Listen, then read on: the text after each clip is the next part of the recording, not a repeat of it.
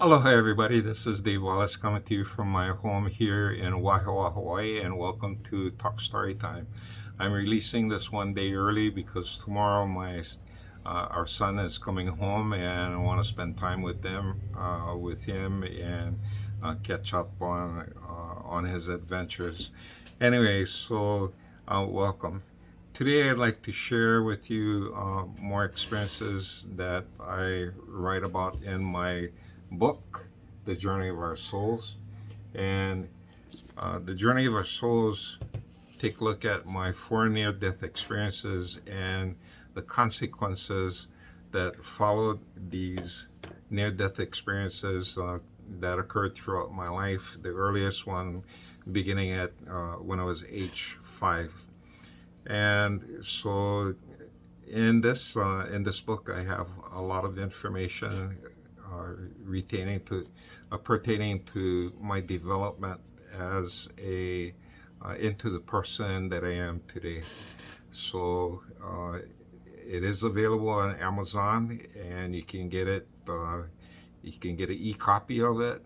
You can also order a paperback copy. If you want a hardcover copy, you can check my website, which is thejourneyofursouls.com.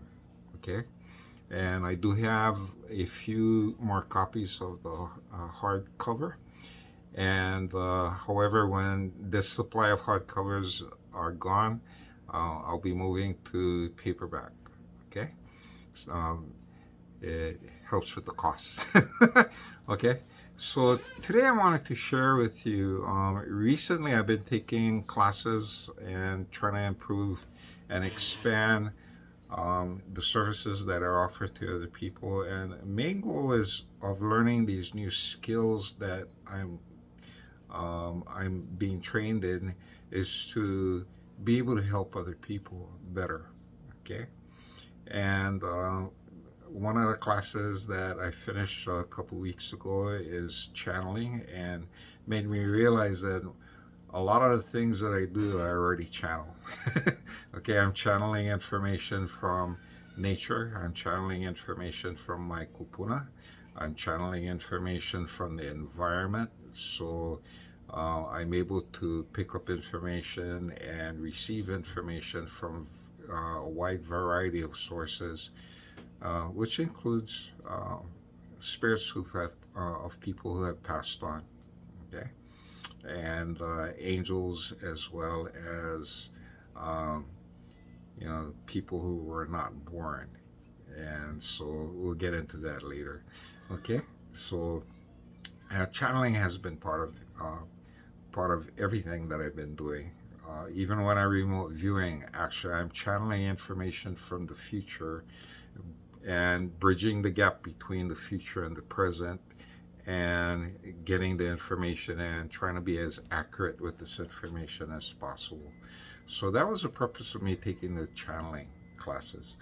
The uh, the class that I'm working on right now is tarot, and the interesting thing about the tarot cards is, as I'm working with them, I'm noticing that as I go through the cards, there's kind of like set meanings and ways to interpret it, but the cards, however, I'm beginning to cue in, and I notice that my intuition is getting more and more accurate. And so I really enjoy doing the work in tarot, and I look forward to completing this in a couple of weeks. But if you're interested in getting a tarot reading from me once I finish with my training, you're welcome to, because I'm going to need the practice. So until I get really good, I'm going to be offering tarot readings absolutely free. Okay, so contact me with questions that you want if you want a tarot reading from me. Okay, so that I offer you right now. Anyway, getting to today's topic, what I wanted to speak about today is um, the world between worlds. Okay, this is the place where our spirits go when we are making the transition to the next world. And this plane of existence that's out there is kind of like a limbo area. And some of the entities that exist in this plane can also cross over into our plane, and they will appear in different forms and will try and communicate, make contact with you. So in this realm, and I call this realm a different place. Some people may call that limbo. Some people may call this paradise. Some people may call this a waiting zone between this life and final judgment. Okay, so in this realm, you have a wide variety of different spirit entities, and it's not just cut and dried the good and bad and stuff. You have certain degrees of good, you have certain degrees of bad, okay? And a person that's bad is not bad all the way. Maybe some of the deeds that they did were bad, but basically, it can be a good person that, you know, fell into or did something that's reprehensible, okay? And there's a difference there, okay? And then you get good people who also fell into temptation and made a couple of mistakes, okay? And so you get a wide variety of these things, and all of these different entities and stuff are represented in the next plane. And the ones that are active, the ones that are really, really, really active, are the ones at the both extremes. They're really super, super good and really super evil. These are the very destroying and disruptive spirits, okay? The ones in between and stuff, basically, they'll leave you alone, okay? And they're contemplating, and they're very kind of like neutral in a way. But the ones that operate at the fringes are the ones that you either want to embrace or stay away from. And that is my experience with these types of entities during my NDEs. And the first NDE that I had was when I was 5 years old, and there was a gap when my spirit left my body for a short period of time. Even in this short period of time, there was a gap between when I left my body and when my kupuna finally showed up and took me away. During this time, it was long enough for me to look around and observe what was happening in this space. And my first observations of this space is that while it looked like this world, what made it different was the colors and the nature of things that was there. Everything in this zone was alive. It had its own spirit, it had its own energy, and it could interact with you and communicate with you in many different ways. And that's what I noticed immediately. Oh, this place is loud and filled with action. A lot of things were moving around. And the one movement that made me really afraid and stuff was a group of shadows that began to kind of like walk towards me. They didn't come in a beeline, but they're kind of like looking and moving, kind of like zigzagging on the way towards me. I don't know why they were behaving that way, but to me, it was spooky the way they were behaving.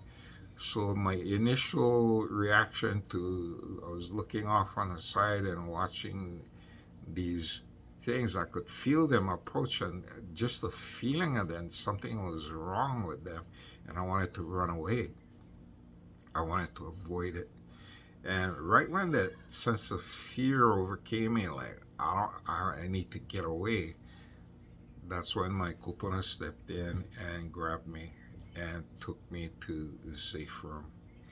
So there's this group of spirits out there that you cannot be trusted. So that was the first indication that, when you die and you go into this realm, everything isn't roses, everything isn't blissful. There are threats there, so you need to be careful. And I believe, as well as many other cultural practitioners and other cultures in the world, believe that when our spirits enter this realm, we need to be aware of things like this. And because we're just like new to this environment, we're gonna need help from special spirits who are out there. And for many cultures, we depend on our ancestors to step up and to help us. And for the Hawaiians, I know we put a lot of emphasis on our aumakua, as our family members and our kupuna, grandparents. And if they had passed on, or even our parents, if they had passed on, we expect help from them since they've had experience and time in this environment to show us where we need to go and to protect us from these unhealthy and mean and destructive energies out there in this realm. So again, I guess the trigger that called for help in me was fear. As soon as I felt fear, it was a trigger that my ancestors knew they needed to respond quickly and that I was in danger. So when I responded in fear, my kupuna showed up as in a form of a huge Hawaiian man, put his hands around me, put his arm around me, and whisked me off into a room. And apparently he knew that I was gonna be there for a while. The physical time that I was separated from my body was less than 10 minutes, okay? Less than 10 minutes and stuff. But for my experience on the other side, it seemed like it went on for days, it appeared, okay? And I was there, it seemed like I was there for a long time. So the room that I was taken to was a small room, and I describe it in my book. But inside the room, the room was illuminated by a light that was way above us. And as I looked up, I remember the source of light being way up. And it appeared that we were in some kind of deep cavern, and the room was really small, just enough for maybe 4 or 5 people to be inside. And there were multiple doors and windows that you could look outside. The light from the room illuminated the exterior to a certain point, and as I sat in the room and started looking out into the outside, I could observe people, or what I thought were people. There were shadows that took the form of human beings, and they were moving around. Again, just wandering, a group of people walk this way, then this way. They're kind of like just wandering, aimlessly wandering. And as soon as I entered the room, these wandering people, figures started to come closer and closer. And I guess they're curious about, me being inside the room. And eventually, these shadows came closer and closer to the windows, and they came close enough where I could look and see, individual faces. And these faces began to take form and shape, and I began recognizing these faces. Some of them I recognized as family members. Some of them were deceased. Most of them were alive, though. And I was wondering, why would these people be out there? And they smiled at me, and they started calling me by my name and enticing me to join them, come outside. And there were doors, a lot of doors around me, so I could actually leave out, go anytime I wanted. But as I stood up to open the door and leave, my kupuna says, "No, stay inside here," and they forced me to stay inside the room. And the people outside, once my kupuna started to try and keep me away, they knew I was hungry and thirsty. So they started bringing food and showing me all of these wonderful plate lunches and all of the things that I like to eat and drink. And they started saying, "Hey, come on, Davy John, come get." And they're trying to get me outside of the room. And so I fought with my with my caretakers, and I tried to get out until finally I was exhausted and I had spent my energy. And finally the kupuna sat me down and said, "Look at these people and stuff. They know you cannot go now, and you gotta listen to us. These guys are not good people." And I tried to argue with these people, my caretakers. They wouldn't have it. It says, "No, you don't know these people like we do. These are bad people out there. You don't want to be with them." And so they're tricksters. They wanna take you. And so once I realized that these people were not good, and I began to listen to my ancestors, the whole demeanor of the people outside changed. They put away the food, they put away the drink, and this time when they turned and put their faces up against the window, they were mean. They were nasty. They were threatening me. And when they started threatening me and stuff, I began to get scared and frightened. And I guess my caretakers knew that, and the loving light above knew that, and all of a sudden the room just went glow. And when the room started glowing and stuff, the people started stepping back. They couldn't handle the light. And so, I've experienced that there. And this feeling of being surrounded by millions and millions of entities and stuff out to first entice me to do different things. That was there.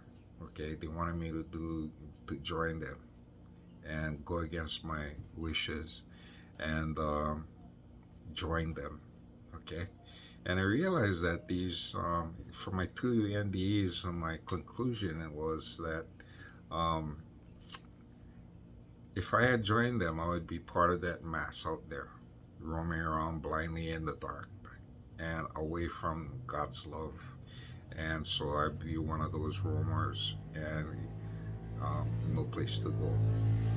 Now, do these entities only limited to this area, to this realm where I saw them? My feeling is no. They can also cross over into this world. And I guess since they became familiar with me from my experience in the NDE, as a child, growing up, some of these spirits I really feel began to interact with me on this plane, the physical plane. And as a kid, I used to do all kinds of crazy stuff, dangerous things. And when I really start thinking about it, I and put my mind to it, I know I was being influenced by something beyond me. And this entity that was trying to influence me probably came from this NDE realm. Okay, and the first example is I used to spend a lot of times out in Naiva, and when I'm by myself in Naiva, I do feel spirit presence, but for me, it never felt like it was an evil place. It's just that it was a place that could channel or served as a bridge between this world and the next. And a lot of times when I went to Naiva, when I came home, I would bring a an attachment with me who followed me home. And some of these attachments are I really think were behind coaxing me to do really strange things. One of the strange things I remember is that shortly after coming home from Naiva, spending a really good day up there playing, shooting at birds with my six shot and stuff, and not getting hurt. When I came home, I think it was either that day or the next day. I started running around in the yard, and I had my Superman cape on. I was putting my hand out, like yee, running around and making believe I was flying. And a thought came to my head, like, "Hey, I get the Superman cape on, and let's test this cape if I can really fly." So I wanted to test how I'm gonna fly. So I began looking around. Okay, is there a place I could jump off from and see if I could fly? Because I was trying to jump from the ground and I couldn't. So I figured, hey, if I went to a high spot and jumped, then maybe I could fly then. So I looked at my house, our house, and the thought came to me in my mind. It says, climb up there and jump off. You can fly. And so I climbed up the roof, and inside of me, I started looking out, and there was a strong urge, like say, "Come on, you can do it, do it." And so there was still this area of caution in my mind, like saying, "If I'm gonna do it, I need to be safe." Okay, so I looked around, I walked around the house, and finally came to the back portion of our house where there's a hibiscus bush that was nice and tall. And I decided to jump off the roof and head in towards the hibiscus just in case I couldn't fly and I fell.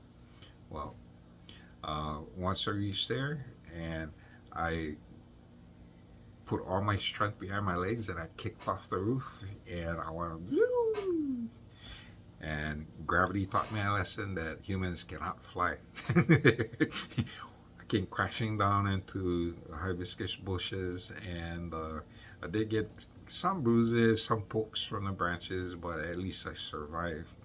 I think if I had actually jumped off where I initially wanted, which was the front of our house, which was overlooking our garage, the fall would have been about 15-20 feet, and I would have been crushed. Okay, so in one way, although I was influenced by the spirit, there was a guardian somewhere inside me saying, "Bri, if you're going to do this, try to do it safely." So there was something inside there, to watch my back. And you think I'd learn from that? No. The next incident and stuff, after spending a nice day in Naiva, I came home and I showered, and as soon as I came out of the shower, I looked into the back bedroom, and there was no one in the back bedroom. My sisters were in their room. My dad was outside cooking, was in the kitchen cooking, and so put on shorts, and I decided to jump on a bed in a back room, and I was jumping, and just enjoying myself. It's almost like a trampoline, and going up and down, up and down. And as I started jumping, I started looking towards our door, and on our doors you have the door frame, and on the top of the door frame there's space enough. There's a 2x4 that create the door frame, and there's a space on the top where I used to get a chair and climb up and reach up on top and do pull-ups. Okay, so there was a space up there, and I know I could grab onto it. So I'm looking at this, and I'm bouncing up and down, and suddenly a vision flashes in front of me, and I see a man jumping from a trapeze and stuff, and he's going back and forth, and he jumps and leaps and grabs onto the trapeze bar, boom, and catches it and swings and comes back and boom. And I'm picturing myself, imagining myself that I'm a trapeze artist. And I'm looking at the door, and then automatically inside my mind, there's this thought says, "Go for it, go for it." And so I'm looking at the door, and another entity comes in and stuff says, "No, don't do it, David John, don't do it." And I keep on jumping and looking and looking, and guess which one won out? Yeah, go for it. So I'm jumping up on the bed and I'm looking at the door jamb, and I'm kind of like judging my distance and how much energy I need to exert to reach the door. And so finally I jumping, and I move towards closer and closer to the edge of the bed, and finally I leap and I jump out and I reach and I made it. I caught the top of the door, and however and stuff, I'm not gonna just dangle there right like that and stuff. Momentum carried my body, so my body went up in the air, and poof, my feet touched the ceiling on the outside of the room. And right with my feet, I was kind of like in an angle like this and stuff. As soon as my feet touched the door, and I'm looking up and I can see the ceiling, I go, oh no. And I lost grip, and I came down, and I fell flat on the floor. Now, I came down and I landed kind of like in an angle, and I actually landed on my shoulders right here. But had I been a little bit over and stuff, I would have snapped my neck, landed on my head and snapped my neck. So the only thing that happened is that this fall knocked all of the breath out of me, and I remember going, and as soon as he hit the ground, I couldn't breathe. I was struggling and I was rolling. In fact, my sisters heard the fall, and they were the first one out. And my sisters were saying I was turning blue. And my dad then heard my sister screaming, and he came out of the kitchen. And my dad's a fireman, so he took me, turned on the side, and pound my back, slap my back, and I was able to catch my breath. And he asked me, "What happened, boy?" And I told him, "Oh, I jumped from the bed and came up here, and I caught the door, but I lost my grip and I fell." And he looked at me and said, "You did that?" So fortunately, I was still alive and didn't break my neck. And still, there are other things that I was doing during that time, like around the school, near our home. Circling our school was a grove of eucalyptus trees, and a lot of times I'd be up on the trees playing around, and again, a thought of me being Tarzan swinging from tree to tree came into my mind. And there's this entity always there saying, "Go for it, go for it, go for it, gamble, take the risk." Yeah. And sometimes I'd fall, but most of the times I survive.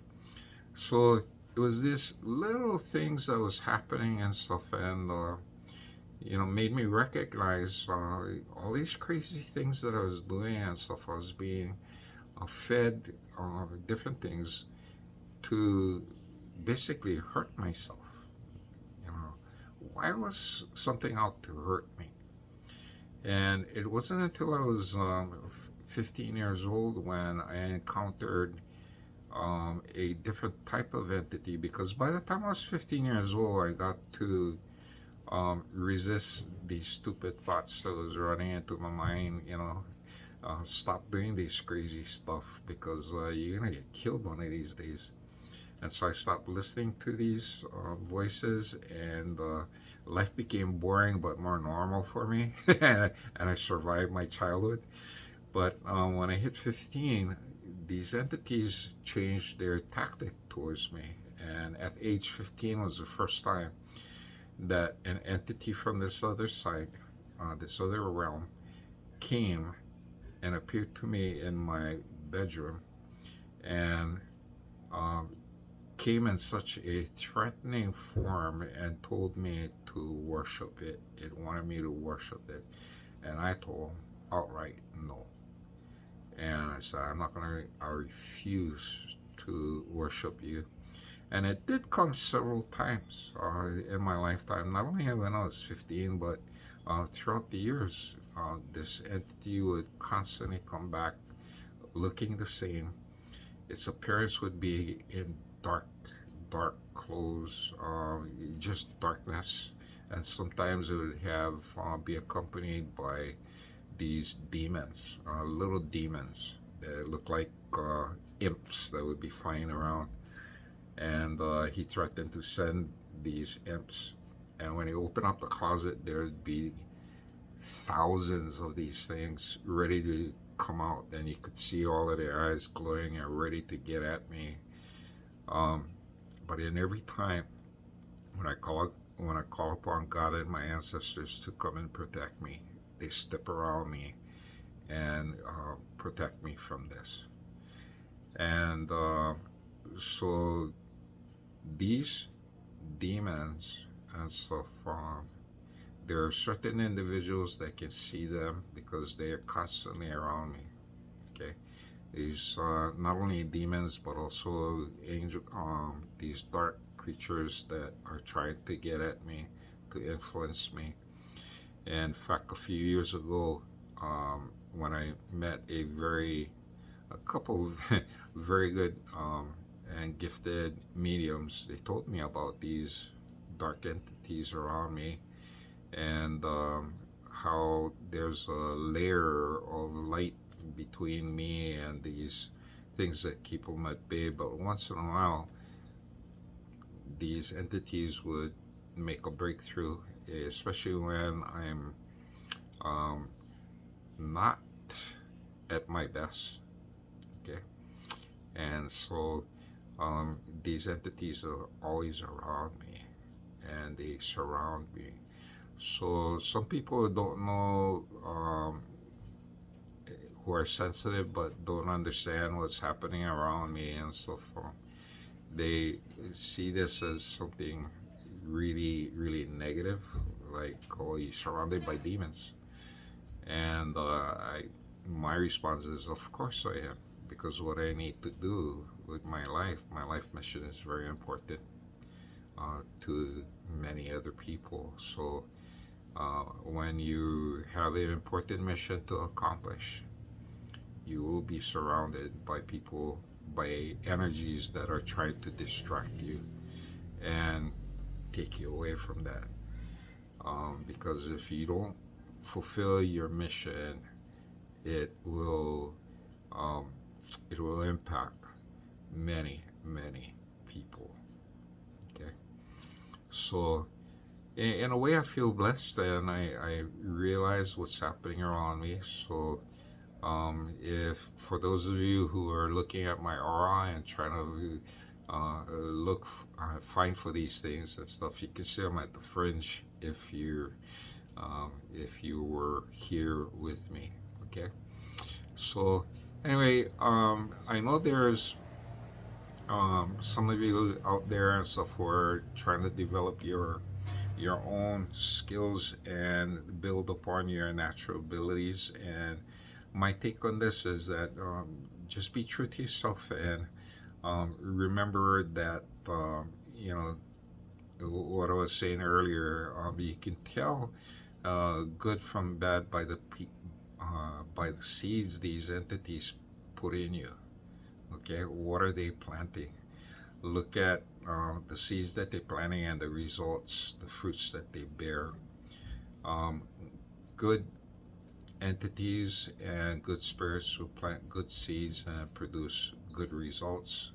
and helpful results, while those that are not as helpful will turn out to be very destructive. And um, a good way to monitor where you're at is listen to the words out of your mouth. Take a look at how are you behaving, where your life is going. That should tell you um, what kind of influence you're under most of the time. Okay. Anyway, so this is my talk story time. Again, I encourage those of you who want to get a tarot reading from me, contact me here and give me a question. You can also contact me on my email, which I'll share with you folks later. Okay. And anyway, have a good one. And until next week Friday, I'll be posting for the Powerball. Okay. And anyway, have a good one. And I hope this was helpful for those of you who are on your own journeys. And God bless you and protect you at all times. And this is Dave Wallace from Waihoa, Hawaii, saying mahalo for watching and aloha.